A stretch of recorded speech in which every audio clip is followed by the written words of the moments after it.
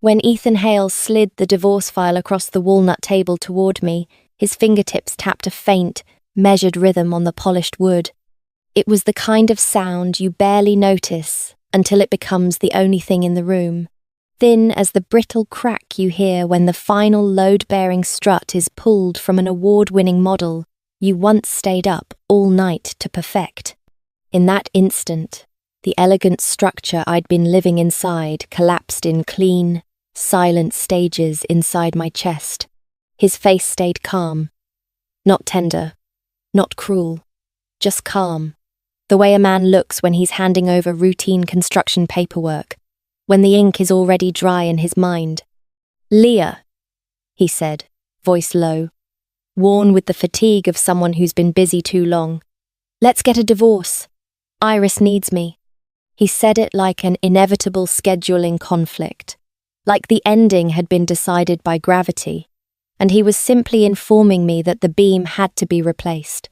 Outside the glass wall of our office, the city skyline we used to brag about glowed with late sunset, gold light pouring across the floor and turning the air into honey. The glass reflected two figures facing each other, one sitting straight, rigid as steel, one already beginning to fold inward without permission. I lifted the coffee cup beside me. It had gone cold. I didn't drink. I only let the ceramic rim touch my fingertips, let the chill creep up slow and deliberate, a clean line marking the boundary between what I had been and what I was about to become. 10 years. From two architecture students trapped in the studio under a desk lamp until midnight, hands smudged with graphite and ink, to the pair everyone called the soul and spine behind Hale Bennett's studio. 4 years of love. 6 years of marriage. He owned the site, the dust, the hard hats, the arguments with contractors, the fierce pride of watching concrete take form. I owned the breath of the city, turning people's tired sighs and impossible wishes into lines, into layers, into steel and glass that made them look up for the first time in years. Our names sat together on plaques and articles and awards, a library that won an international prize, an art centre carved into a mountainside that every glossy magazine begged to photograph, a curved glass facade that became a new landmark and a new excuse for tourists to stop and stare. And now the man who once held me trembling beneath our first finished building, overwhelmed by what we'd made from nothing, sat here and told me he needed to spend his time caring for a design assistant who'd been with us less than 2 years. Her name, Iris Chew. I heard my own voice, and it surprised me with how steady it was. Straight as the thick, dark axis line you draw first, the one everything else is forced to respect. "Fine," I said. "Sign it however you want." The emotion didn't explode. It didn't beg. It didn't rage. It vanished, as if someone had cut it out with surgical precision and left behind a blank space, so clean it felt numb. The next day we went to the civil office. The process was simple, clinical. The clerk asked the standard questions like she was confirming a delivery address. Ethan pressed his lips together and answered for me with a practiced calm. "Differences in values," he said. "Feelings have deteriorated. A reason so perfect it might as well be pre-printed on every form." When we were handed the cooling off notice, the paper that gave us time to think, he exhaled like a man stepping off a job site after a long shift. For a second, I caught a flicker of irritation at the corner of his eye, sharp and ugly, and I couldn't tell whether it was aimed at me or at himself for needing a process at all. "I'll drive you home," he said, and by habit, he opened the car door and nodded toward the front passenger seat. I didn't pause. I walked around the hood, opened the rear door, and sat in the back. The movement was final, decisive, like sealing a completed blueprint in a tube and labeling it archived. In the rearview mirror, his brow tightened slightly.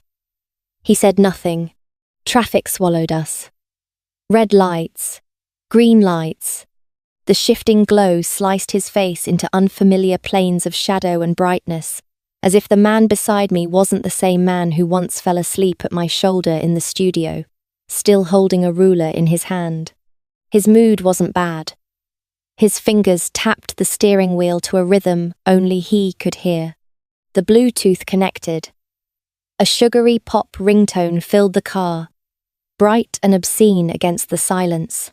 He answered without even looking down, and Iris's voice slipped through the speakers. Soft and delicate, like silk pretending not to be a rope. "I'm still revising the section drawings for the resort," she murmured. "My head is spinning. My stomach hurts. I haven't eaten all day." Ethan's tone changed immediately. It softened into a warmth I hadn't heard in months, the voice he used to save for me when we were young and tired and in love. "Don't push yourself," he said gently. "I'm coming right now. What do you want to eat?" Her answer came with a little pause, as if she'd been waiting to be asked. "Seafood congee," she whispered. "And those crab egg buns from the place you like." Every item she named landed inside me like a thin blade. Neat, repeated, efficient, cutting into an already cramped, aching stomach that I'd ignored all day because I'd been too busy pretending I could hold my life together by sheer professionalism. As they spoke in low, intimate fragments, something in my body rebelled. My stomach rolled hard, not from humiliation, not even from heartbreak, but from a raw, biological nausea, the same reflex you get when you're standing too high on scaffolding, and the wind slams into your face and your body decides it needs to empty itself just to feel lighter. We passed an intersection. I leaned forward and tapped the back of his seat. "Pull over," I said. "Up ahead." He didn't ask why. He signaled on instinct and stopped beside a 3-story building on the corner, its modest sign announcing a private clinic. "I'm here," I said, already pushing the door open. I stepped out without turning around, leaving his puzzled gaze to linger in the mirror for a few seconds before it disappeared behind the closing door. Inside, the hallway was warm, a different kind of warmth from the false gold outside. A female doctor I'd booked days ago was waiting. She handed me the test results with calm, professional gentleness. "Congratulations," she said. "About 6 weeks." The heater hummed softly, steady as ventilation hidden inside a high-rise. The air circulated quietly, smooth and controlled, and yet my spine went cold. The chill rose from the soles of my feet and crawled up to the base of my neck, as if my body had turned into a hollow building and all the heat had fled. In the early years of our marriage, Ethan and I had run between hospitals like desperate commuters, taking numbers, waiting in fluorescent corridors, clutching test results the way people clutch tickets into a better future. Every doctor told us the same thing: no obvious issues, everything within normal range. But our home stayed quiet. No small cries. No tiny footsteps. No toys abandoned in corners. When Hale Bennett's studio exploded with work and deadlines and endless projects, the idea of children slid farther and farther down the list until it became a thing we didn't talk about. Days passed. Months passed. Years passed. Eventually, I got used to the silence of only 2. I thought perhaps life had decided the design for us. And now, at the exact moment my life plan had been ripped, when the marriage structure had already caved in on one side, this small, impossible piece appeared. A dot on an ultrasound. A blur no bigger than a period. And somehow that faint dot made the entire load-bearing system inside me shake. I stared at it until my eyes burned. My fingers tightened around the paper, cold to the point of pain. The doctor kept explaining precautions: food, rest, stress. Her voice was clear and detailed, like reading notes from a construction document. I cut her off. "Schedule a procedure," I said, "as soon as possible." She froze for half a heartbeat, then nodded slowly, the hesitation passing across her eyes like a shadow. "Do you want to inform your husband?" she asked carefully. I smiled. It was thin, almost polite. "He's not my husband anymore," I said. "And this is my decision. He doesn't need to know." The procedure was set for a week later, a week that felt longer than waiting for concrete to reach full strength. Every day was heavy, like a beam placed on my shoulders. Time didn't pass. It pressed.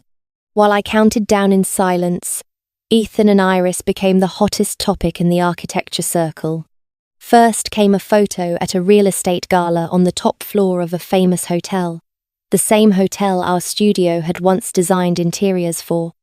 They appeared together like a statement. Ethan wore a fitted three-piece suit, sharp and confident. Iris wore a new season dress from the luxury brand I used to have tailored for myself. The same signature silhouette, only smaller, a younger imitation pretending to be innovation. Her hand curled around his arm in a way that wasn't quite possessive, but wasn't innocent either. Her smile was shy. Her eyes were victorious. The photos spread through private groups within hours, decorated with captions that didn't have to say much at all. Then someone spotted them at the little Japanese restaurant Ethan and I once loved, tucked deep in an alley, the kind of place you had to book 3 months ahead. Ethan and I used to sit by the window and argue about roof curves and sight lines until the staff had to politely remind us they were closing. That window seat belonged to someone else now. People whispered they were celebrating something, an anniversary of meeting, the day they made it official. Everyone had a theory. My phone wouldn't stop vibrating with messages and grainy photos. My best friend Sophie Vaughan nearly screamed through the phone. "If you hadn't designed half those projects, Ethan would be nothing but a mid-level site engineer," she spat. "And Iris's drawings? Please, roll them up and use them as scrap paper." She told me Iris had just been shredded by a client over a small museum concept. Embarrassed in a meeting so badly she could barely speak, and Ethan had to step in personally and clean up the mess. "Are you seriously going to let this slide?" Sophie demanded. I didn't answer right away. I opened my laptop, went to the official website of Hale Bennett Studio. My name was still there, co-founder, design director. Next to it, Ethan Hale. Below, a gallery of projects that used to make my spine straighten with pride. The award-winning library, the Mountainside Art Centre, the curved glass complex that became a photo destination. Now those images looked like glossy gravestones, beautiful markers lit under opening night spotlights, engraved with both our names like a monument to a life that no longer existed. I laughed softly, not sure whether it was bitterness or mourning. Let it slide? I moved the cursor and opened my private cloud archive. Every hand sketch, every concept draft, every source file for the core designs of the last decade, every line, every layer, every decision held my fingerprints. It wasn't just work.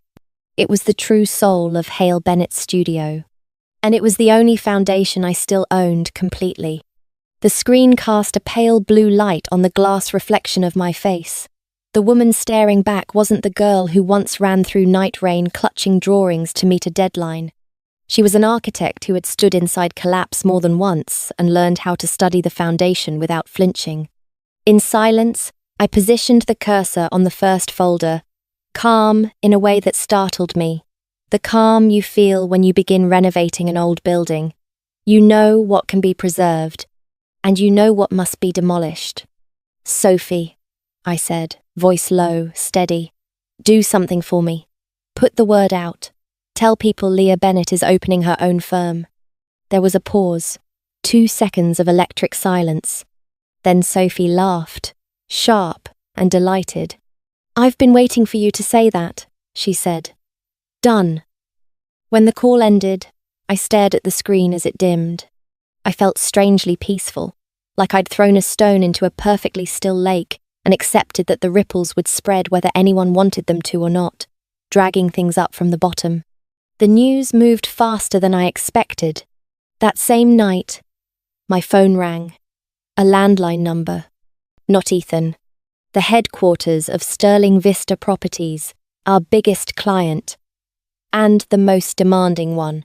A familiar, steady voice came through, carrying a faint amusement I couldn't quite pin down. "Miss Bennet," he said, "I hear there have been some adjustments recently between you and Mr. Hale at the studio." He didn't say divorce. He didn't say separation. He didn't say leaving. But the meaning was clear as a site plan. I stood by the floor-to-ceiling window, watching the city lights ignite one by one, reflections crisscrossing the glass like a new grid forming over an old map. "Yes," I said slowly. "There are personal matters being handled. I didn't deny it. I didn't hide. But you can rest assured," I continued. "The new concept plan for the City Art Institute is my work. I've carried it from the first idea to the smallest detail myself. No matter what changes on the construction side or among collaborators, I'll see it through." I paused, letting the next line land like a controlled demolition charge. "Only the name on the execution side may change." He went quiet, as if he was redrawing the staffing diagram in his head. Then a soft chuckle. "I understand," he said. "Sterling Vista has never doubted your vision or capability. When you're free, let's have tea. We should talk more." That was the moment the trajectory shifted. After I hung up, I opened my email. One unread message sat at the top. Unusually plain. It was from Julian Grant, the director of the City Art Institute, the artistic advisor for the new building project. A man who normally wrote emails like essays. This subject line was almost shocking in its simplicity.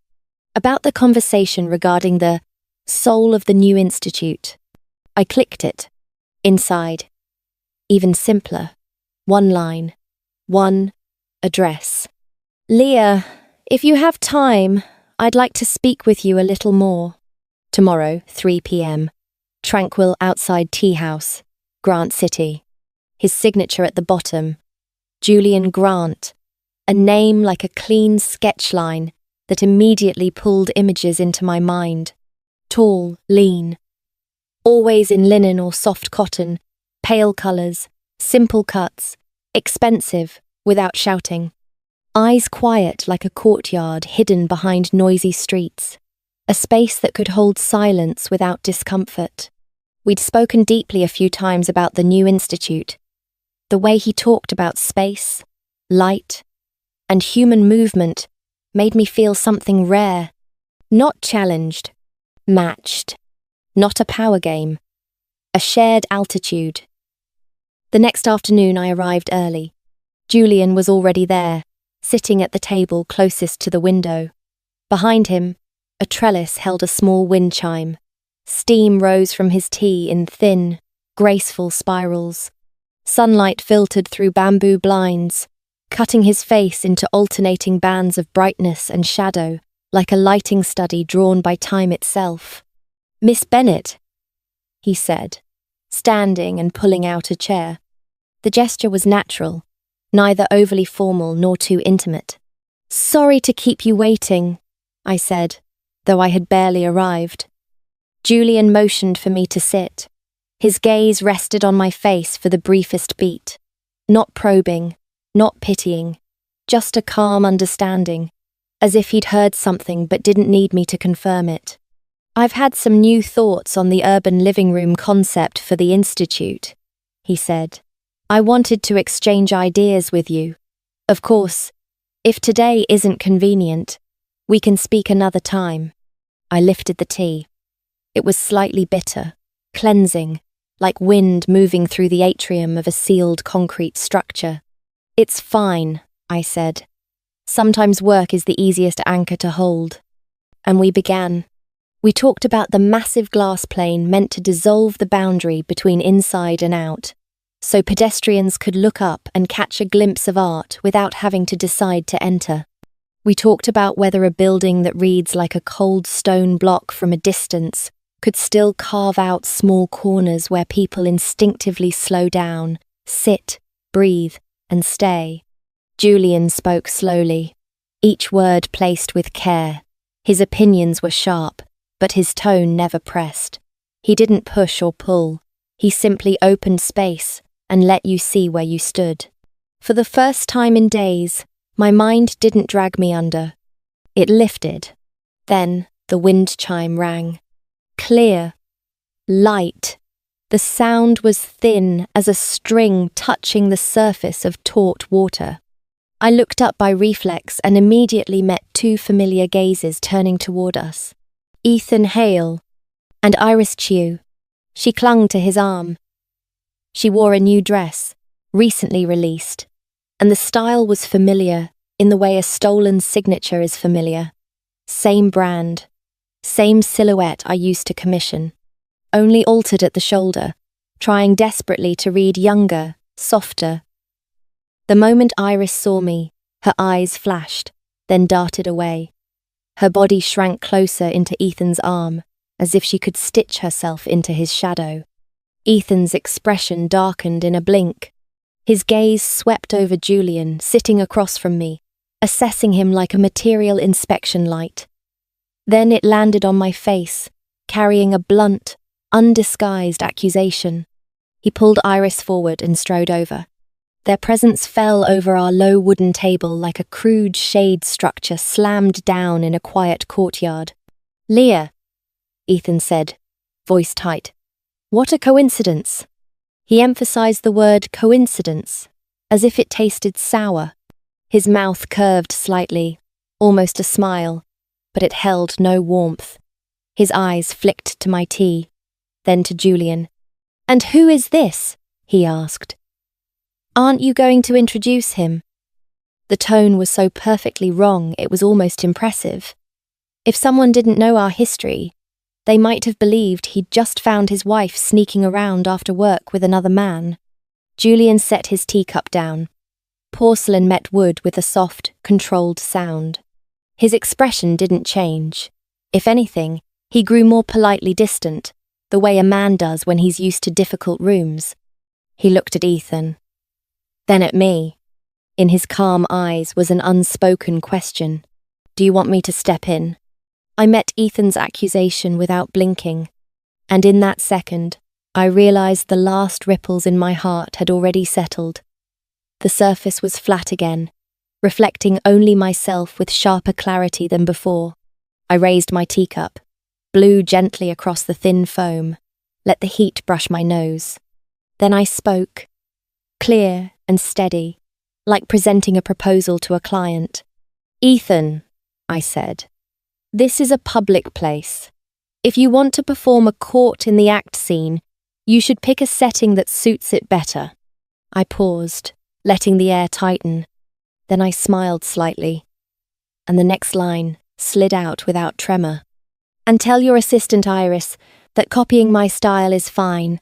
Everyone's eyes get a little review session, but next time she wants to imitate me, she should at least pick the right size." My gaze flicked to her shoulder. "That seam," I added softly, "is pulling. Too tight." Iris went pale instantly, as if fresh paint had met mold. She reached up by reflex and tugged at the shoulder fabric, flustered, making the strained stitching even more obvious. From nearby tables, curious eyes began to slide toward us. The air thickened, syrupy. Ethan's face tightened. Anger, embarrassment, and that sharp discomfort of a man suddenly forced to see what he's been protecting in public. Not a muse, not a fragile genius, a clumsy imitation. "Leah," he began, voice dropping into that warning tone he used on job sites when workers made mistakes. That was when Julian stood. He didn't raise his voice. He didn't posture. He didn't try to dominate the space. He simply adjusted his cuff, stepped forward half a pace, and settled into a stance that was effortless and solid, like a load-bearing wall placed between two colliding structures. Quietly, unmistakably, he positioned himself between me and them. Julian Grant didn't spare Ethan Hale a single glance. His eyes stayed on me, steady and composed, and when he spoke, his voice was unhurried but crystal clear, the kind of calm that doesn't beg for permission. "Miss Bennett," he said, "would you like to move somewhere quieter so we can continue? If you feel uncomfortable, we can leave immediately." I stood as well, reaching for the cashmere coat draped behind my chair. My movements were measured, professional, as if I'd just concluded an ordinary technical meeting, not a public collision with ghosts. "No need," I said. "What we needed to discuss is basically done." I slipped my coat on and let my gaze pass over Ethan's darkening face, then pause for the briefest second on Iris Chew, who was shrinking into herself, one hand still trying to cover the tight, strained shoulder seam of her dress like a secret she couldn't keep. My voice remained flat, level as a floor slab already reinforced and poured. "Take your time," I added lightly. "The Biluochen tea here is actually pretty good." Then I walked around them, pushed open the wooden door of the tea house, and stepped outside. Late autumn wind hit my face, sharp and clean, carrying the scent of dry leaves and leftover tea. Behind me, no footsteps followed. Only muffled voices bled through wood and bamboo curtains. Ethan's restrained, irritated tone, and Iris's choked whisper like she was about to cry, filtered into something distant, almost unreal. The weight that had been pressing on my chest for so long shifted. The cold wind found a crack and blew one layer of it away, exposing an emptiness that hurt and, strangely, felt lighter. The procedure was scheduled 3 days later. Sophie Vaughan took time off without asking my permission, showed up like a storm, and refused to let me say the words I had prepared. "You're not doing this alone," she said. Eyes already red, jaw set like steel. The private hospital room was so quiet, I could hear the squeak of wheels rolling down the glossy hallway outside. A nurse stepped in with a folder, her voice gentle in the way people get when they've witnessed too many versions of the same heartbreak. "Where's your family?" she asked softly. "We need a family member to sign before the procedure." I held out my hand. "I'll sign." The nurse froze for a fraction of a second, then nodded and slid the papers and pen toward me. Sophie immediately grabbed my wrist, tight, as if she could hold me back from my own decision.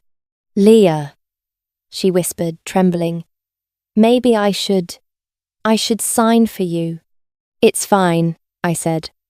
I patted the back of her hand, took the pen, and bent over the form. Under the section labelled Related Family Member, I wrote my own name. The black ink bit into the paper with a soft scratch, like drawing the final period at the end of a sentence that had never been allowed to be spoken properly. In the white room that was temporarily mine, a dull ache spread low in my abdomen, as if someone's hand were slowly squeezing a space that had once been promised to a small life. Sophie sat beside the bed, voice lowered. "How are you?" she asked. "Does it hurt?" I shook my head, staring up at the ceiling where fluorescent panels formed a dry grid. Deep inside me, something felt completely removed, cleanly extracted, and with it the blueprint I'd spent 10 years building, something I once believed was solid, now erased in a corner like whiteout on a plan set. There was no dramatic ripping pain like I'd imagined. Only exhaustion. The kind you feel after walking the full length of a concrete job site for miles, boots heavy, lungs full of dust, body running on nothing but stubbornness. Sophie hesitated. "Does he know?"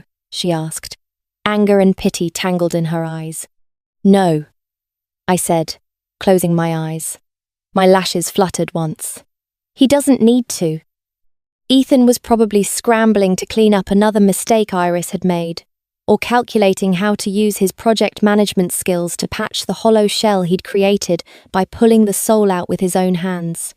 Everyone was busy with the dream they chose. I had no reason to announce a life he never even knew existed. A week later, I moved out of the penthouse. We bought it after Hale Bennett's studio finished our first major project. Riverview, high enough to rise above the street noise but low enough to drink in the city lights. I'd designed every interior detail myself. The curve of the staircase handrail, the exact placement of outlets, the way each corner caught light. When I returned, it didn't feel like home. It felt like an exhibit preserved too carefully in a museum. Its job was to hold a memory that was already dead. I called a moving company and told them to pack only what I listed. I took my personal belongings, the thick original drawing sets locked in the office safe, and the hard drives containing every core design file I'd built over the years. Those were my bloodstream, my real heart, the part of Hale Bennett that actually lived in my hands. Ethan's things. I had the staff pack neatly, label clearly, and stack into one corner of the living room, like materials staged for the owner to collect. The last time I looked around, my eyes passed over furniture, paintings, sculptures we once chose together. I felt nothing. No nostalgia. No ache. I placed the keys on the shoe cabinet near the entrance. The door closed behind me.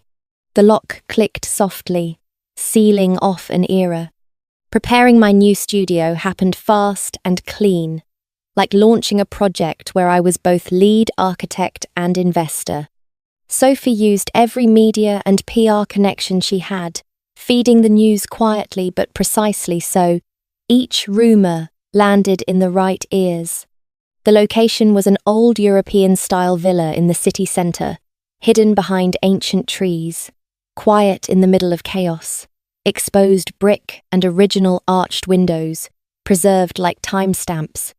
Before the sign even went up, my phone and inbox started flooding like the first rain of the season. The first meeting request came from Sterling Vista's CEO, the same man who'd called me that night. We met in a discreet tea room near the very tea house I'd walked out of. "Miss Bennett," he said, smiling broadly as he poured tea himself, equal parts client and hunter. "New studio, congratulations." He leaned forward. "The board has discussed the new City Art Institute proposal several times. Everyone agrees. If you personally handle it, Sterling Vista can finally relax." Then he stretched the next words, eyes sharp enough to measure steel without a ruler. And as for the executing firm, he watched my face like it was a blueprint he could read if he stared long enough. "At Sterling Vista, we care about the plan and the person," he said. "We can sign the contract with your new studio. No need to tie it to any old name." I lifted the teacup. The surface of the tea reflected part of my face, and even I found it unfamiliar. "Thank you for the trust," I said. "My assistant will coordinate details with your legal team. We'll make sure both sides feel secure." He clapped once, satisfied, laughing like a man who'd just closed a major deal. "One more thing," he added. "There's an industry charity gala next week. Will you attend? A few old friends would really like to see you." Old friends.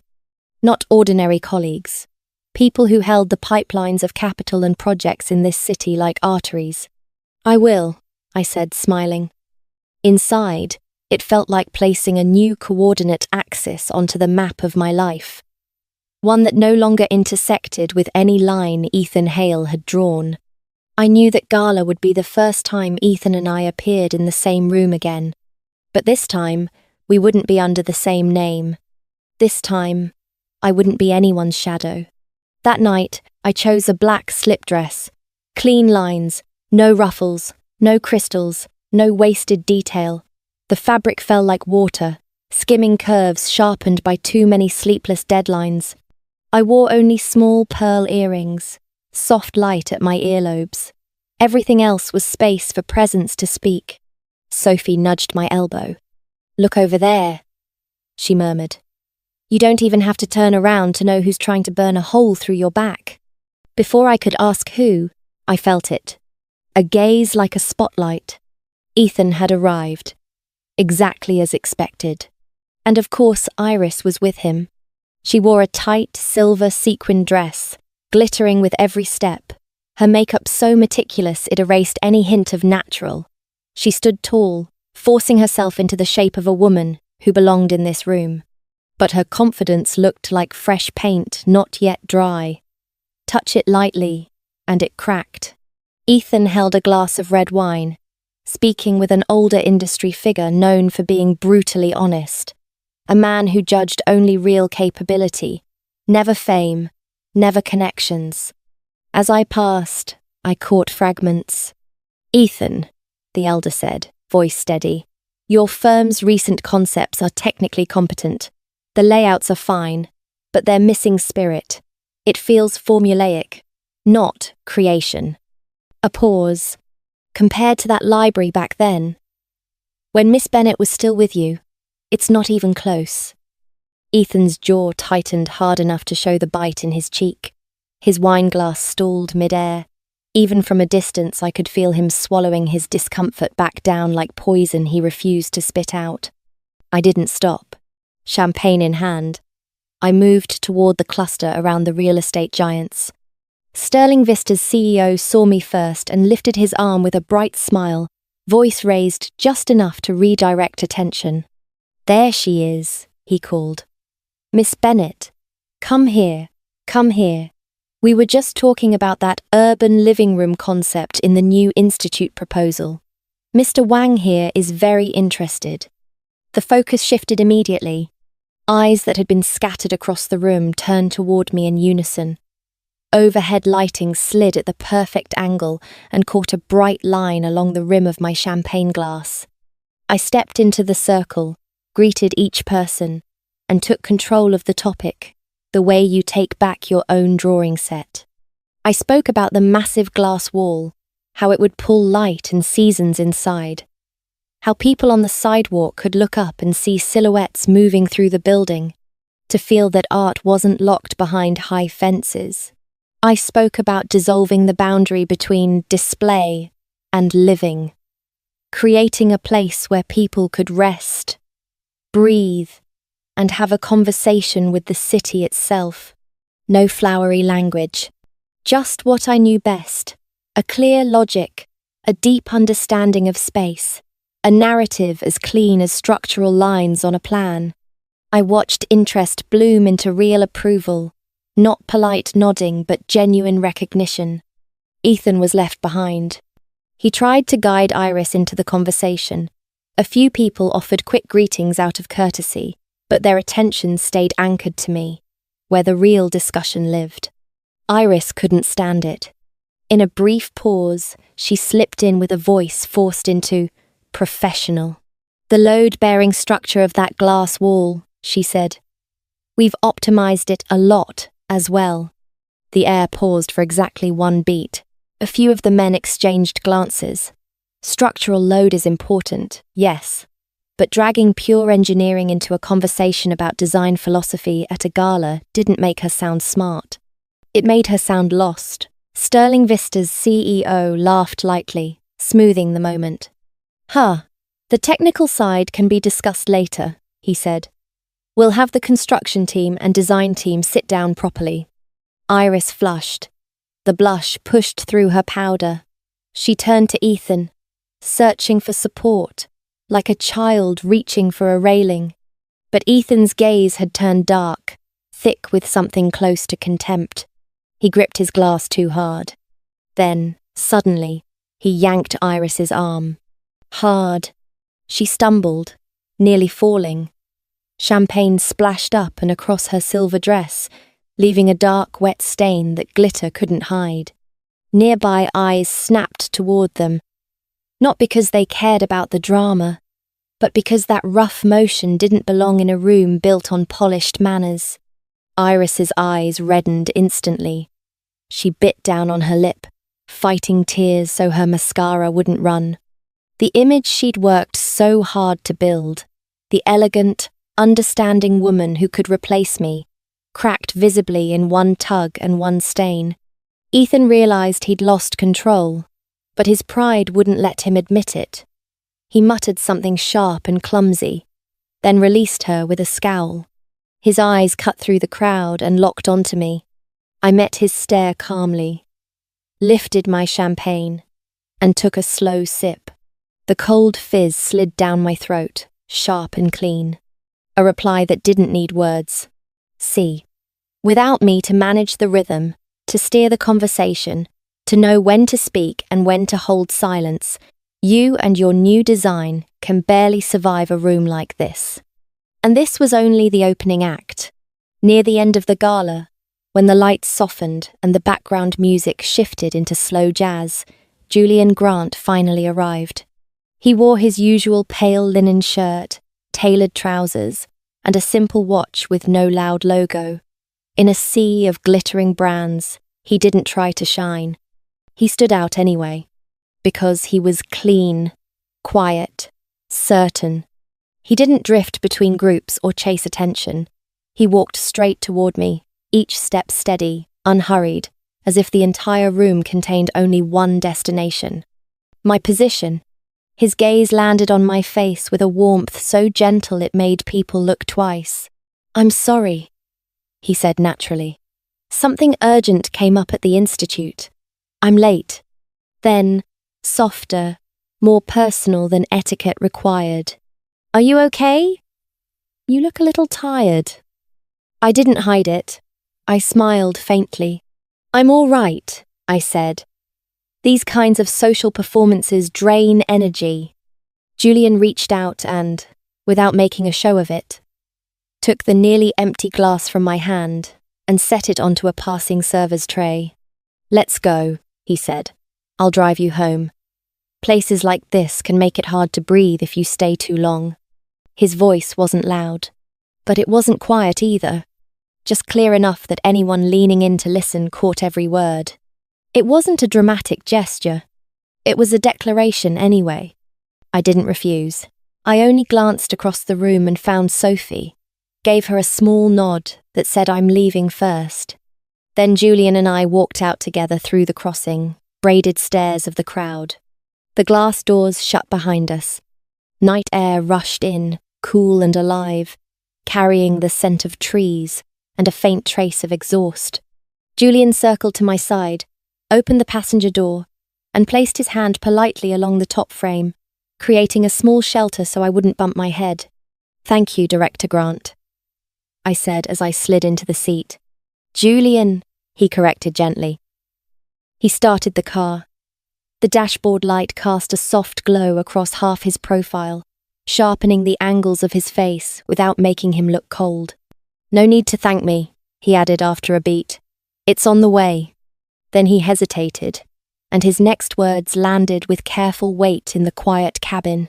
"And Leah, your urban living room deserves a cleaner beginning than this." The car was silent after that.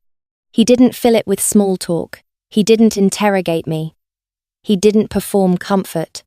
The silence felt like padding, like insulation, separating the metallic noise of the gala behind us from the chill that had lived in my chest for too long. "Stop up ahead," I said, pointing toward the corner. The old French-style villa wasn't far, lights still on, silhouettes moving inside. The faint sound of drilling and footsteps hinted the renovation was still in progress. "I can't invite you up," I said, nodding toward the villa. "It's still a bit of a mess inside." Julian Grant eased the car to the curb anyway. The engine cut. In the sudden quiet, he turned to me, and his gaze landed softly on my face, where the gala makeup had already started to fade under hours of harsh lighting. "Get some rest," he said. "The detailed proposal for the Art Institute doesn't need to be rushed. Wait until your foundation is steady. We can talk again when you're ready." I unbuckled my seatbelt and let out a small breath that almost sounded like a laugh. "My side right now," I said lightly, "is just an empty frame." Julian's mouth curved. "An empty frame is even better," he replied. "You get to rebuild it with your own hands.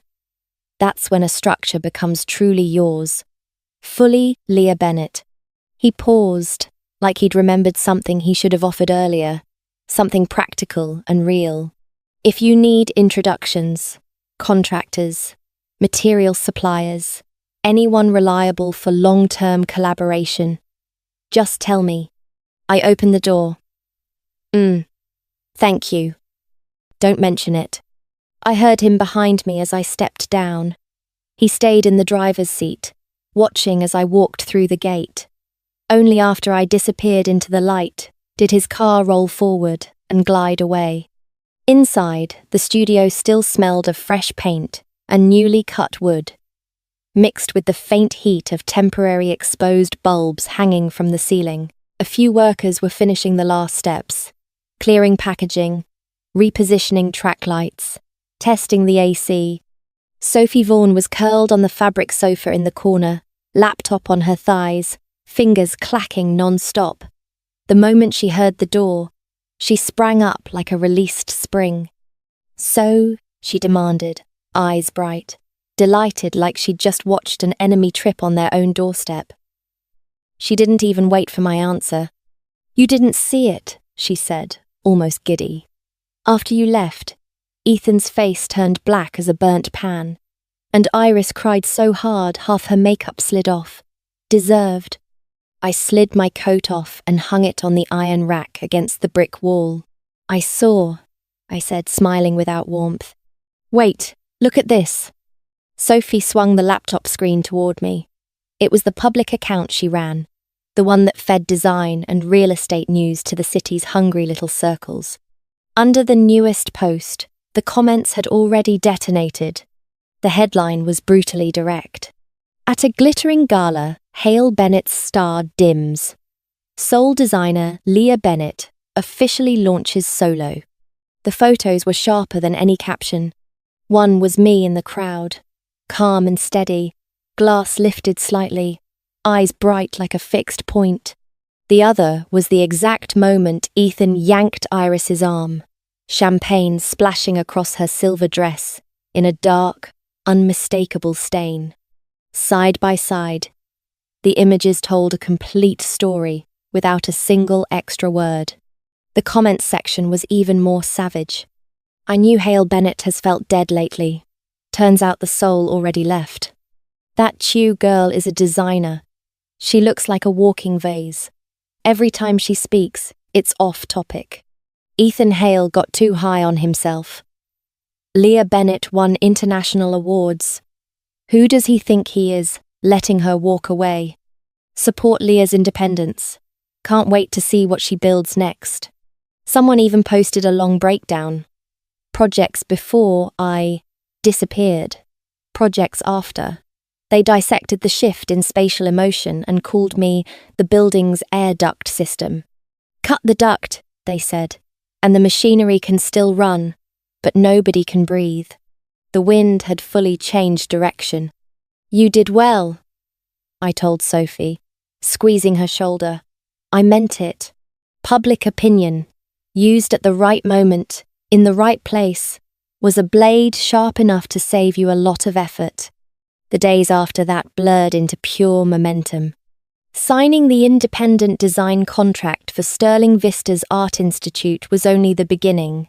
Hiring assistants, vetting suppliers, negotiating with construction teams, legal registration for the new firm, brand identity. Every decision needed my name, my signature, my final approval. The dull ache that used to hide deep inside my body, like a shadow of a life that never had a chance to arrive, had been gone for a long time. In its place was a different feeling. Tired, yes, but solid, like muscles aching after a long workout. Painful in the way strength is painful, because you can feel yourself becoming harder to break. News about Ethan drifted in too, scattered but enough to piece together a picture of a foundation starting to crack. He tried to enter a bid for a new district cultural centre using Hale Bennett Studios' name. They got cut at the preliminary stage. The evaluation note was blunt, almost insulting. Lacks design soul. Does not demonstrate the signature style that built their reputation. I heard Iris's renovation project for a small commercial space had a severe construction drawing error.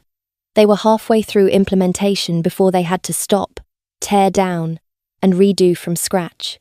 The client bypassed customer service and filed a formal complaint straight to the professional association, naming Hale Bennett's studio outright. I heard one of the core engineers, the one who used to stay up with me drawing joint details until sunrise. Engineer Lee resigned, moved to a younger firm with clearer direction. Then, on an afternoon heavy with grey clouds, I was reviewing structural drawings at my desk, red pen marking revisions, when there was a soft knock.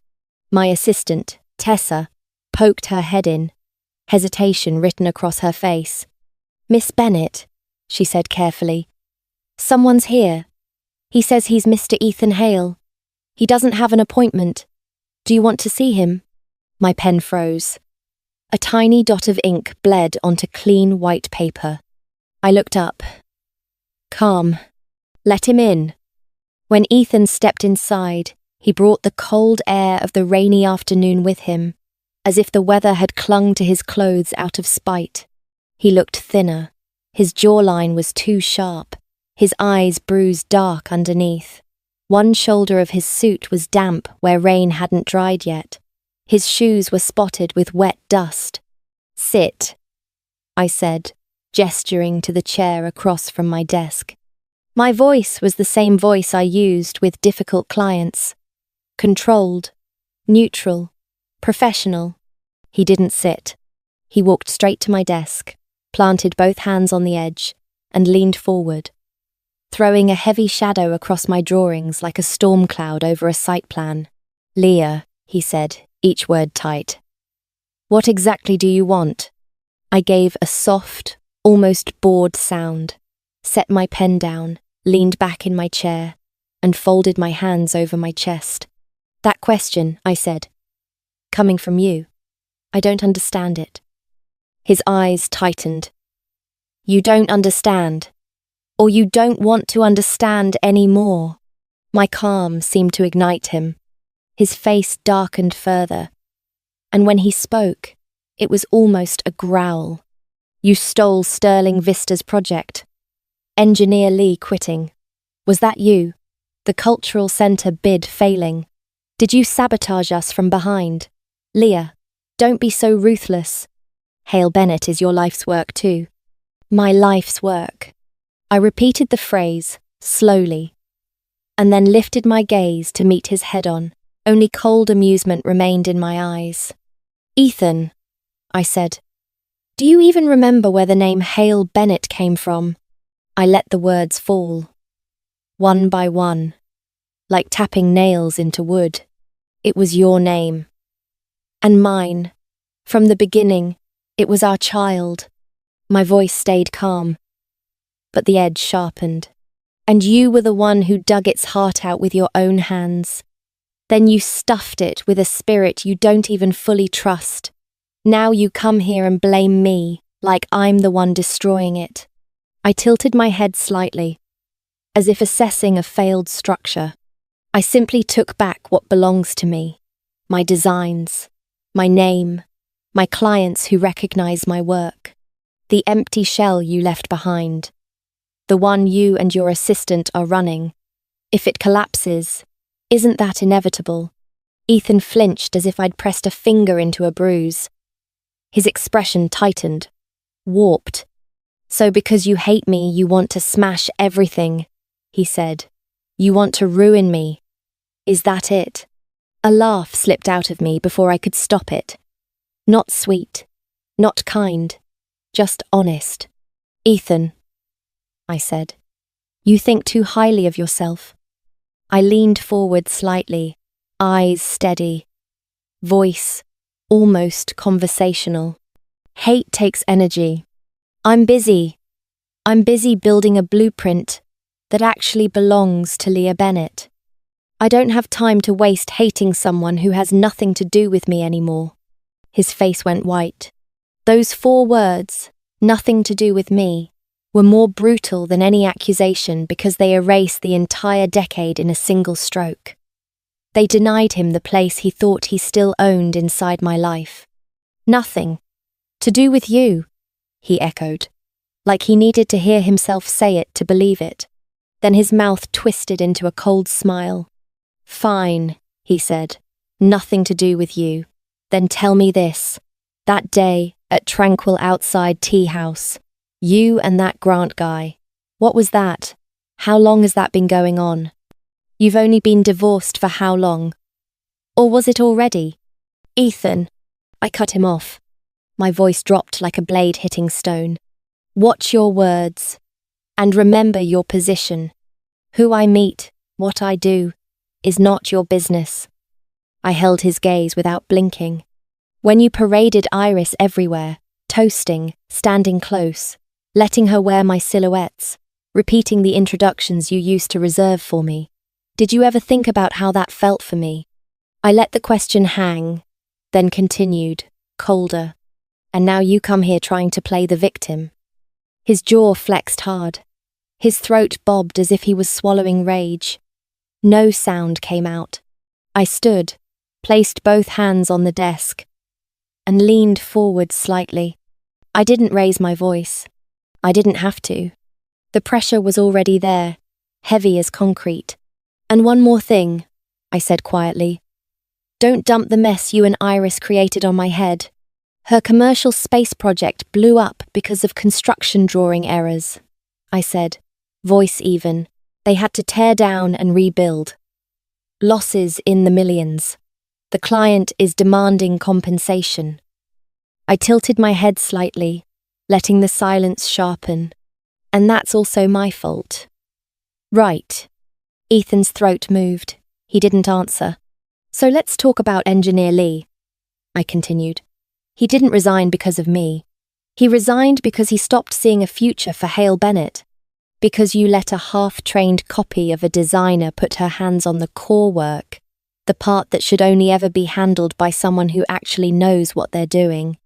I stepped closer, just enough to make him feel the weight without raising my voice.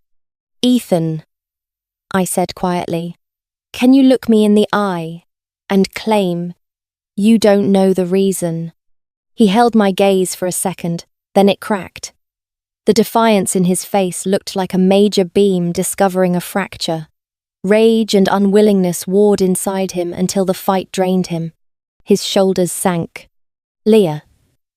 His voice dropped, rough, trembling where he tried to press it down. I know I was wrong.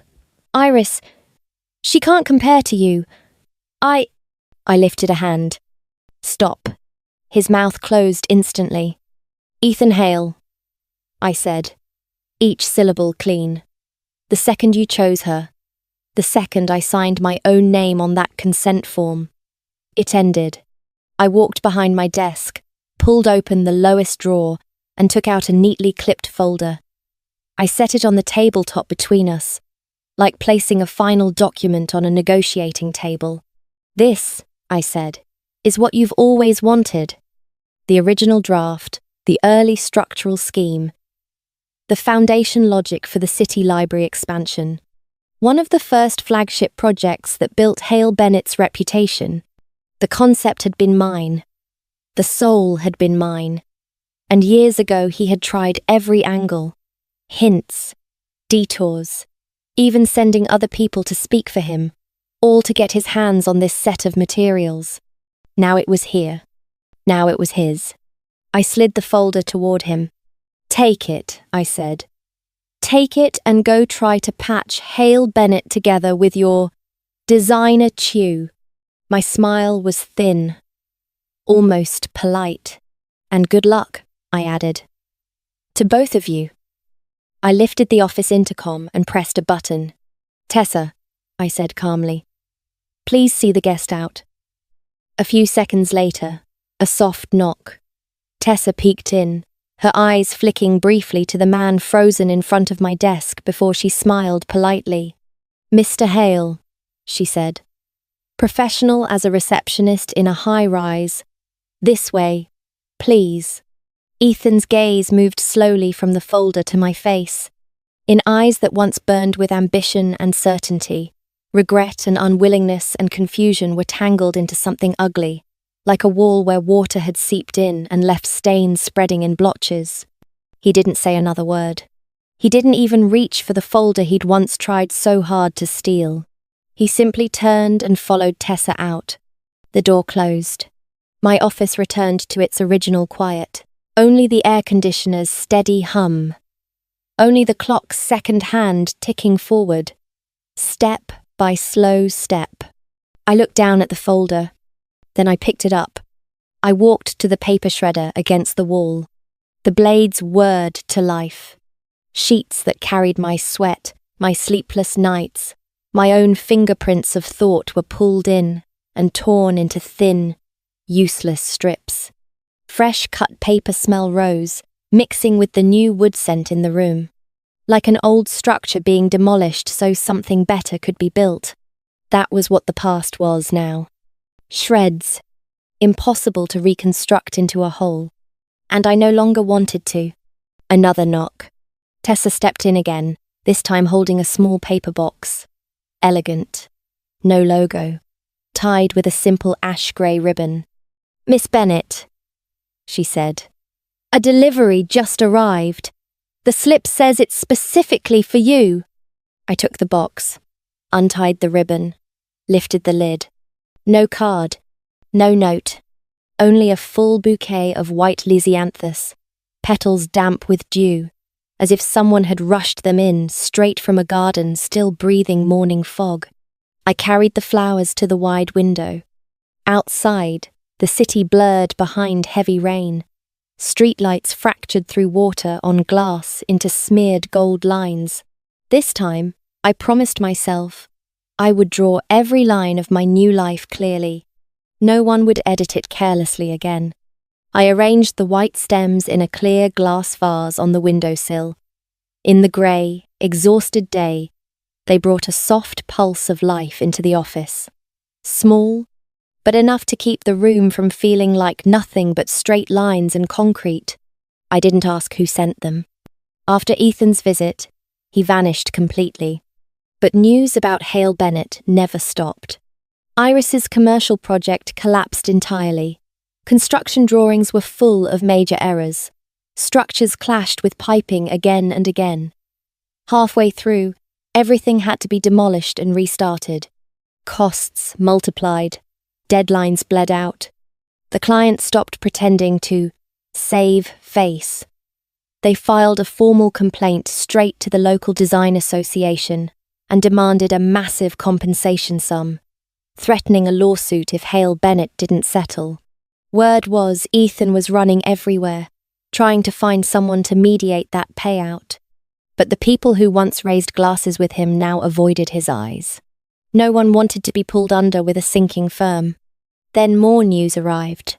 The remaining backbone engineers, the last ones still holding on, including engineer Lee, who had tried to stay through the chaos, resigned together.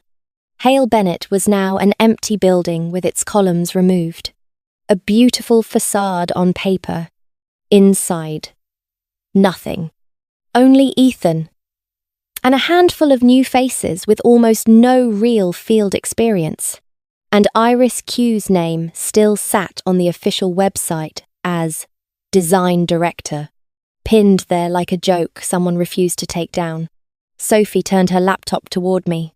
On the local design association's website, under announcements, a new notice was posted. A formal hearing. Serious issues in a Hale Bennett project.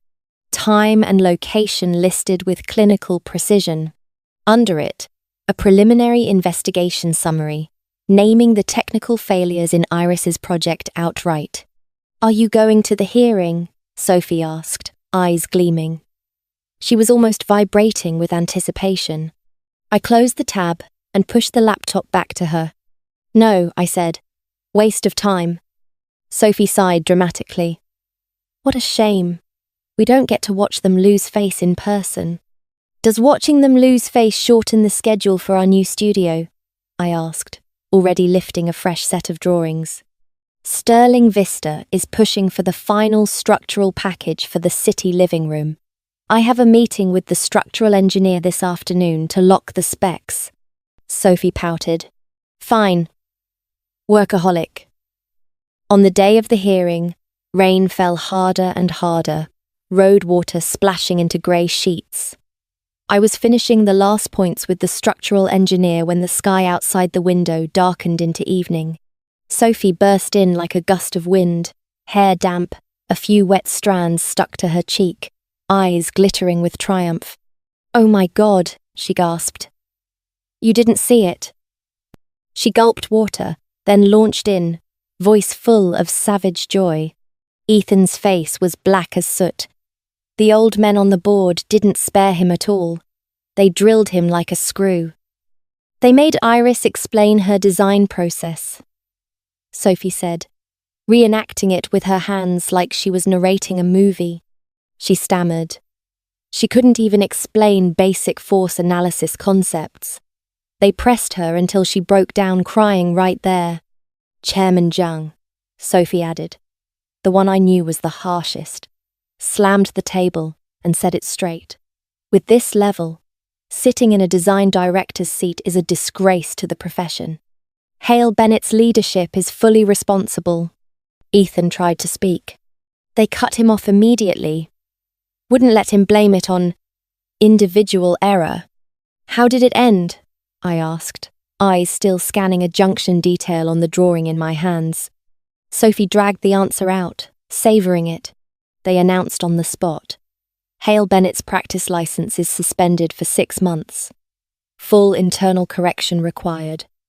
And the project damages, she said, almost singing. Hale Bennett is fully liable. As for Iris, Sophie finished, dropping her voice with relish. Her license is suspended pending investigation. They said there's a real chance it gets revoked permanently. She collapsed onto the sofa, hugging a pillow like a trophy. That felt so good, she sighed. So good. I folded the drawings and placed them onto the stack prepared for tomorrow. Noted, I said. Tomorrow at 9, I'm meeting Sterling Vista's CEO for a site inspection of the new institute. Make sure the documents are complete. Sophie blinked. Then she laughed and snapped into a mock salute. Yes, Boss Bennett. Hale Bennett's collapse happened fast. Like a domino line after the first push. The suspension meant they couldn't legally bid on any new projects for months. Rumour said Ethan started selling property in pieces from his art collection to plug the financial hole. But buyers were scarce, and lowballers were everywhere. Prices dropped into something humiliating. Iris Chew vanished. Some said she ran back to her hometown. Some said she moved to a small southern city and left the industry entirely. The rumours kept passing through my ears like noise from a distant construction site. Loud, chaotic, but no longer relevant to the structure I was building now. A month later, an unfamiliar number called. I almost declined, but my finger stalled mid-air. Hello? His breathing came through first, and then a voice I used to recognise from a single inhale. Now, it sounded so distant it tightened something behind my ear. Leah, Ethan said hoarsely. Meet me once. I leaned back in my chair, eyes still on my screen where a cursor blinked on a plan drawing. No, I said. If you have something to say it on the phone.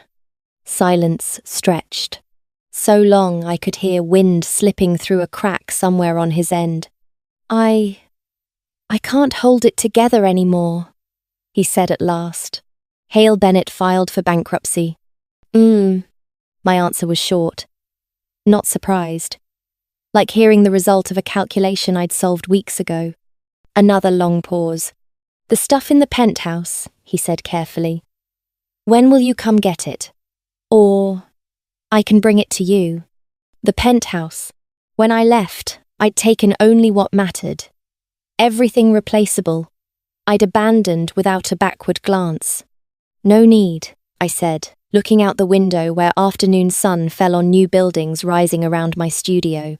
Handle it. Sell it. Throw it away. The line went so quiet, I thought the call had dropped. Then Ethan spoke again, voice thick. That day, at the hospital, he asked, "What were you there for?" My fingers tightened around the edge of my phone. So he knew. Or, at least he'd guessed. A checkup, I said evenly. What kind of checkup? He pushed, desperate, like a man grabbing at a loose cable to keep from falling. Ethan, my tone stayed calm. Final. My life is not your business anymore. And the apartment, I added. Handle it quickly. I'm ending the call. I hung up before he could speak again.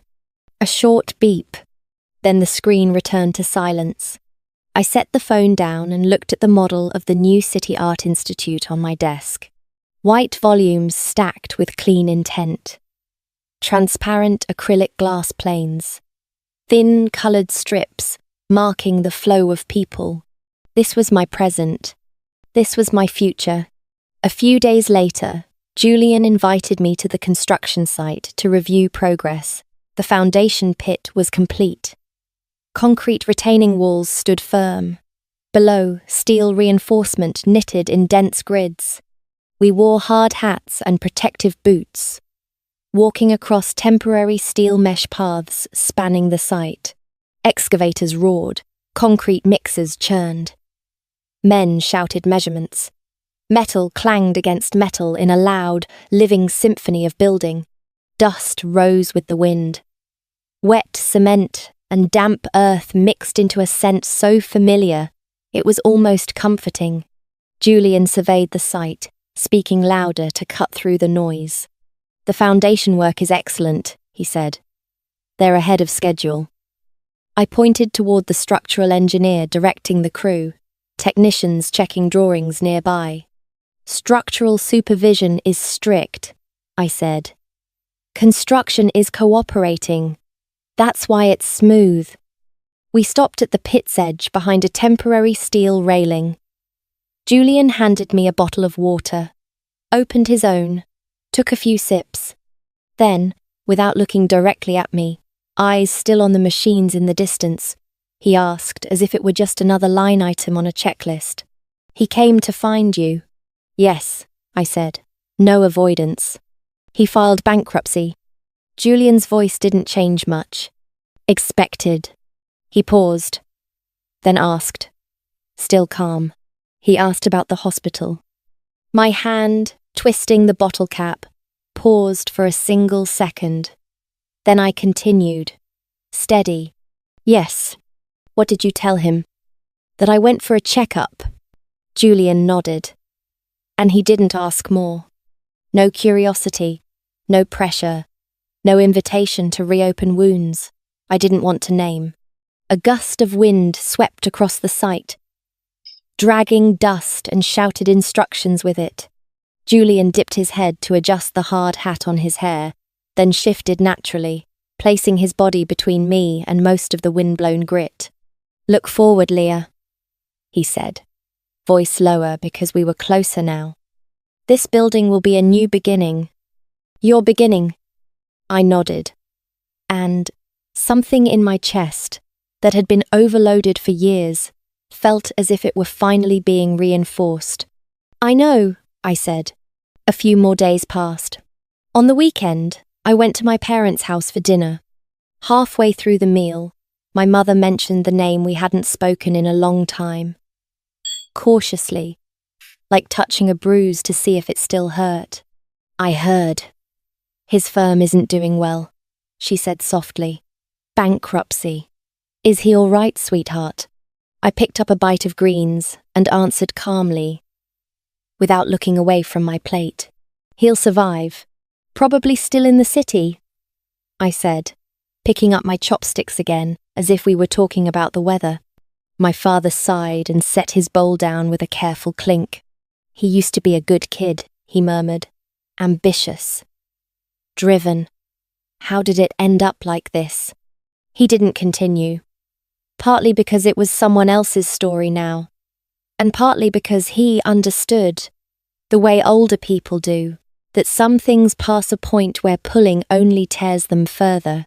After dinner, I drove back to the studio. At a red light, I glanced absent-mindedly toward the sidewalk. A man in an old suit walked slowly through the drizzle. The fabric looked tired. The shoulders sloped. His back was slightly bowed. No umbrella, even though the rain was misting steadily, as if he didn't care whether he got wet anymore. A horn blared behind me when the light turned green. I pressed the accelerator and merged into the stream of headlights. Whether it was him or not, didn't matter. Like I'd told Julian, I already knew my road. The night before the New City Art Institute opened, the massive urban living room was almost empty.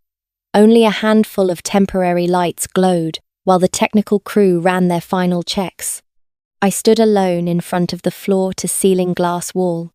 Outside, the city lights were scattered, reflected into countless points across the glass, like an artificial sky full of stars. Inside, the stone floor still smelled new. The faint scent of fresh materials lingered. Every footstep echoed too long in the open volume, as if the space was holding its breath. Then I heard steady leather shoes behind me. Julian stepped up and stopped beside me. He didn't speak right away. He simply looked out with me, toward the city, toward the quiet pulse of it. "Everything checked?" I asked, eyes tracking the ribbons of car lights, sliding along the streets below. Julian handed me a neatly clipped stack of documents. "Yes," he said. "Lighting needs one last fine-tune. And the opening program, I marked a few points you should watch." I took the papers but didn't open them. Words felt smaller than the presence of the space itself. "No need," I said. "If you've arranged it, that's enough." He was quiet for a moment. Then, as if testing the air, he asked, "Nervous?" I smiled, still watching the glass wall. The place that tomorrow would be full of people and footsteps and laughter and first meetings. "A little," I admitted. But this time, the fast rhythm in my chest wasn't fear of losing something. It was the unfamiliar feeling of finally being allowed to begin. "It'll become your symbol," Julian said, voice low, like he was stating a fact he'd already confirmed. "Ours," I corrected immediately. "Sterling Vista funded it. Your institute team supported it. Hundreds of workers built it. So many people sweated here. It can't belong to just one person." Julian angled his head toward me, his eyes almost smiling. "But the core," he said softly, "is still you. If your first drawing didn't exist, none of this would exist today." I didn't answer. I let the night wind slide into my collar, the empty glass volume amplifying every cold current until it felt sharper, cleaner, more awake. "Tomorrow will be busy," he said. "When it's done, dinner with me." He paused, added 3 words, simple and unmistakable. "Just us." His expression stayed calm, but the question in it was clear. The implication that work had always kept blurred, like a thin layer of fog. Now the fog was gone, and the lines underneath were clean. I looked at our reflections in the glass. Close enough that I could have reached out and touched him. My fingers tightened slightly around the cup in my hand. Then I tilted my head and smiled. "Okay." The opening ceremony the next day was louder than any event I'd ever attended. Flashbulbs popped in constant bursts. Microphones passed from hand to hand. Guests and journalists flowed in endless waves. I wore a simple, black tailored suit with a white shirt. No statement jewelry, no unnecessary shine. I stood on the main stage as Sterling Vista's CEO delivered his speech, his voice booming through the sound system, applause punctuating every polished line. Julian stood one step from me, beside me, quiet, like part of the background, and somehow impossible to ignore. Then it was my turn. I stepped to the microphone. The noise below softened, faces lifted, eyes gathered into one focus. "It's called dialogue," I began, my voice carried through the speakers into every corner of the space. Not my dialogue, I continued, letting the words land, but the dialogue between the city and its people, between light and shadow, between past and future. I paused and looked down toward the glass corridor leading into the main volume. When you step inside, I said, when you stand here, you begin a new dialogue, with yourself, and with the city you live in. Applause surged like a wave, rebounding off the glass wall behind me into a rolling echo. I stepped back half a pace and yielded the microphone to Julian. He moved forward and continued with the detailed introduction. Space, flow, light, the meaning of each small corner designed for someone to pause and breathe. Then the ribbon, then the curtain. A massive red cloth slid down slowly. The glass wall revealed itself fully, and the afternoon sunlight and far horizon framed into a living picture where buildings, traffic, and sky appeared together inside one composed rectangle. The crowd began to pour in. Gasps rose in layers. I stood at the entrance, watching people move through a space I once drew from a blank sheet of paper. Hands reached for mine. Congratulations! Congratulations, Miss Bennet. I smiled, nodded, answered with simple thanks. Then, through the noise, a voice cut cleanly into my hearing. Leah. I turned. Ethan Hale stood at the outer edge of the crowd, a few meters away. He wore an old suit that no longer fit properly, the shoulders sagging, creases left unpressed. His hair was longer, falling over his forehead. His face was thin enough that his cheekbones stood out sharply, his eye sockets hollowed. He didn't push forward. He only stood there and looked at me. His eyes were empty and full at the same time. Regret, resentment, nostalgia, a pile of things that no longer had any practical meaning in my life. We held each other's gaze for a few seconds across moving bodies. I hadn't even decided whether to offer a polite nod when his lips moved soundlessly, no words coming out. Then he turned and vanished quickly into the flow of people entering and leaving. Who was that? Julian was beside me before I realized it. He followed my line of sight but saw only a sea of faces under shifting lights. I withdrew my gaze, lifted a glass of water, and let my voice go flat. Nothing, I said. Mistook someone. After the ceremony came the reception and the media interviews. Julian declined most of the interview requests for me, keeping only the few outlets that mattered. At dusk, the city began to light up. Julian and I sat in a quiet corner on the rooftop of the new institute. That section wasn't open to the public yet. Only the two of us. Wind moved through the railing, carrying the smell of plants and the warm breath of new concrete. A few simple plates sat on the table. 2 glasses of red wine. Tired? Julian asked, eyes on the distant skyline. A little, I said. I lifted my glass but didn't drink yet, watching the dark red liquid ripple under the rooftop lights. It was a success, he said, steady, not showy. I looked at the neon lights blooming in the distance. Coloured bands, drawing free lines across the night. It's only the beginning, I said. There's so much more ahead. Julian nodded. I know. He raised his glass and tapped it gently against mine. To dialogue, he said. And a new beginning. The glass chimed clear and bright in the wide, quiet air. Then Julian set his glass down and turned toward me fully. His gaze settled on my face, serious enough that the faraway noise of the city seemed to step back. Leah, he said. Besides dialogue, can we start too, properly, from the beginning? A gust lifted a few strands of hair from his forehead. The rooftop lighting wasn't harsh, but his eyes were bright, steady with something unshakable. I remembered tranquil outside tea house. The moment he stood between me and Ethan. The white Lysianthus with no card. The construction site afternoon with wind and dust where he shifted his body to shield me without making a point of it. I paused, holding his gaze. Aren't we already starting? Julian went still for a heartbeat. Then the corner of his mouth lifted slowly, the light in his eyes spreading, softening without weakening. Yes, he said, voice quiet and sure. We always have been. I raised my glass and took a sip. The wine was sharp at first, then sweetened as it warmed, leaving a small heat in my chest. The new blueprint beneath my feet wasn't just stone flooring and ceiling grids. It was the road from here onward. Every line, every stroke, drawn by my own hand. The old pages had already been torn out of the draft of my life.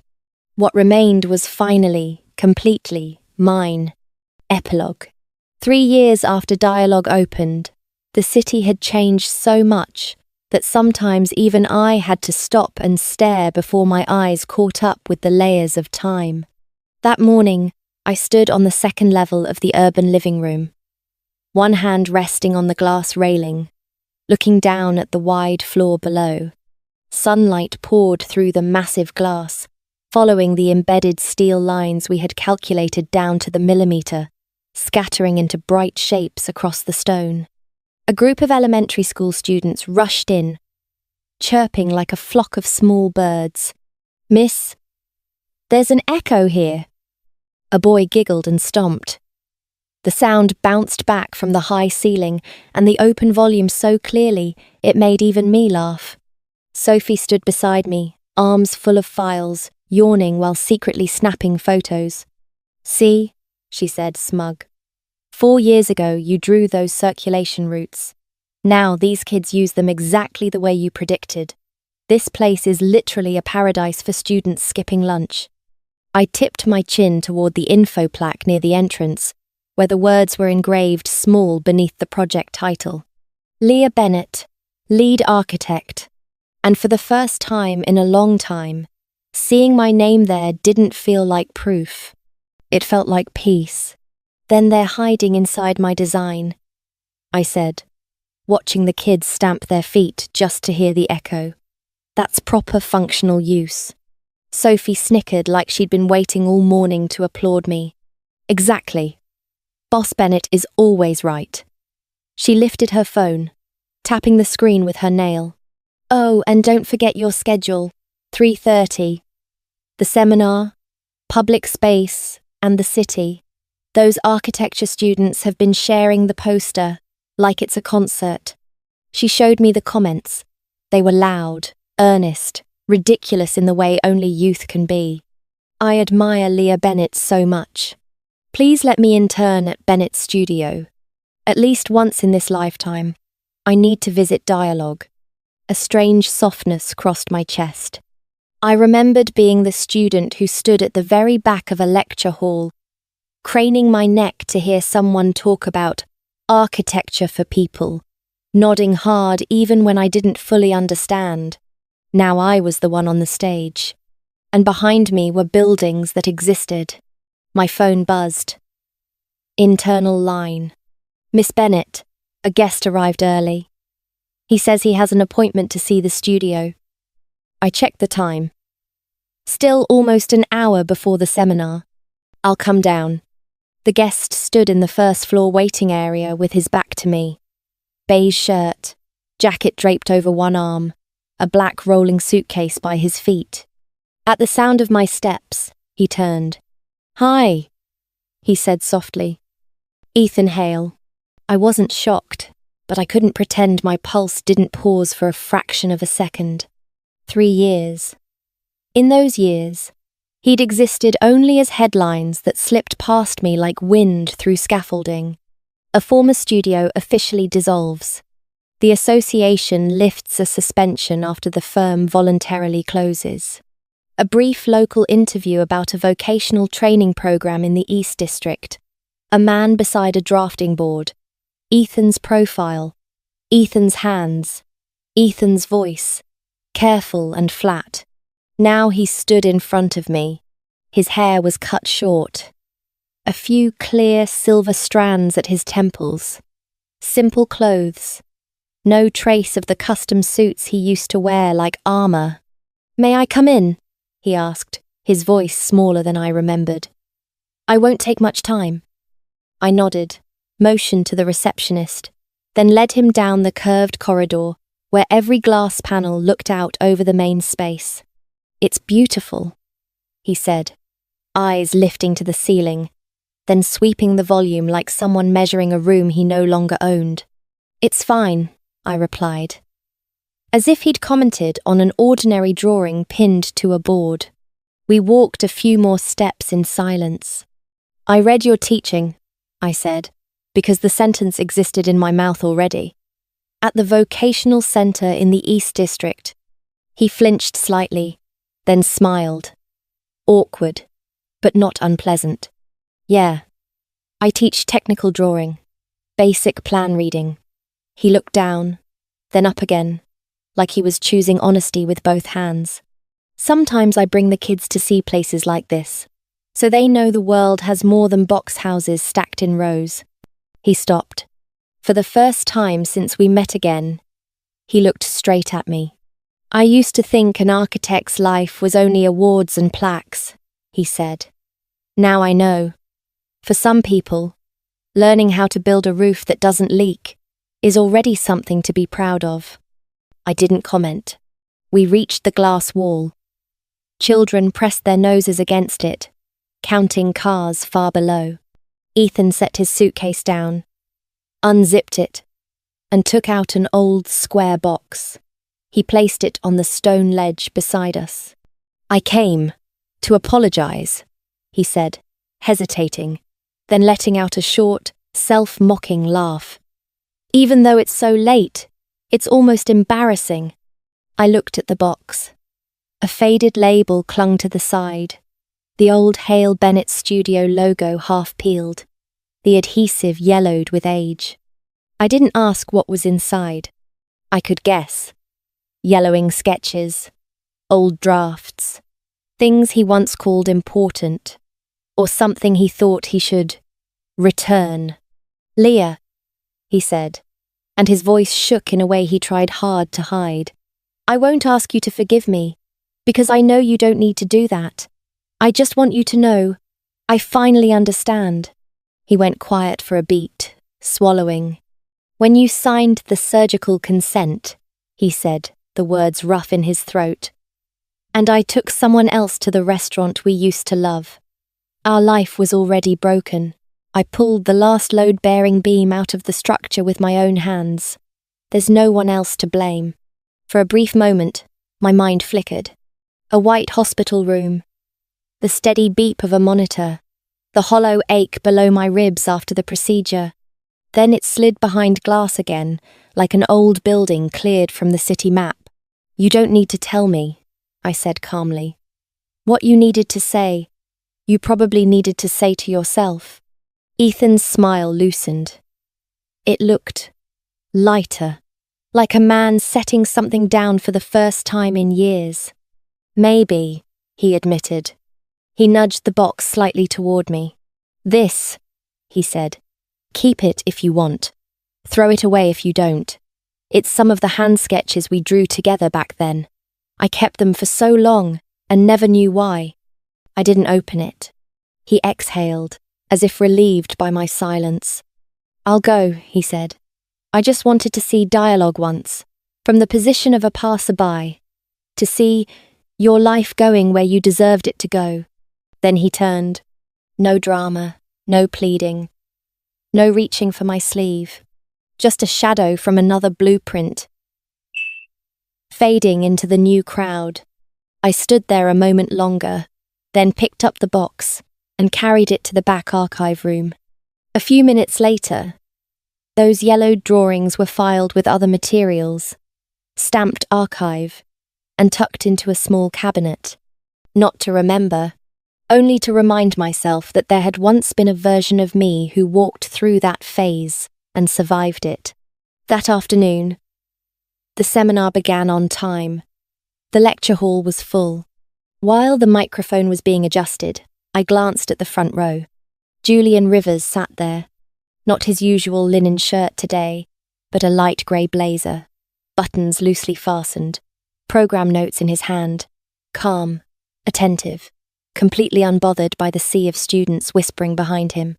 When his eyes met mine, he lifted his hand and made a little gesture like taking a photo. "Documenting our architect," he said quietly when I stepped closer, voice just for me. "For next year's exhibition. Space and Faces." I walked to centre stage. The spotlight warmed my skin. Behind me, the projection showed the glass wall of dialogue, sunlight breaking through like an idea made physical. This time, when I spoke about between past and future, my chest didn't sting the way it had on opening day. It felt steady. That night, we went back to the small apartment on a quiet hill near the institute. The kitchen light was on, soft and domestic. "Today, no talking about structural loads," Julian said with a laugh as he poured wine. "Talk about vacation. Where are you going this year? Or are you going to say, 'I'm busy, next year again'?" I reached for the little calendar on the fridge and circled the last week of August with a red pen. "This week," I said, "I'm actually taking time off." Julian leaned in to look, then laughed. Genuine and pleased. "You finally learned how to rest. Historic progress." I leaned back against the counter and brushed a streak of flour from his cheek with my thumb. "If I didn't learn how to stop," I said softly, "I wouldn't be standing here now. So, for the rest of it, I want to walk slower." Julian took my hand and squeezed gently. "Slow," he said, "but together." I thought of the glass wall, the children sprinting down the corridor, the new drawings waiting on my desk. I thought of a day that might come, when there would be small feet running through the spaces I designed. Or maybe there wouldn't. Either way, it would be my decision. Outside the window, the city was still bright, but I wasn't looking at it with the posture of someone waiting for anyone to return. I had stepped out of the old structure. I was standing on a new foundation, looking at the blueprint spread wide in front of me. This time, every line, every volume, every intentional empty space was my answer. And the dialogue, at last, returned to where it was always meant to begin, inside me.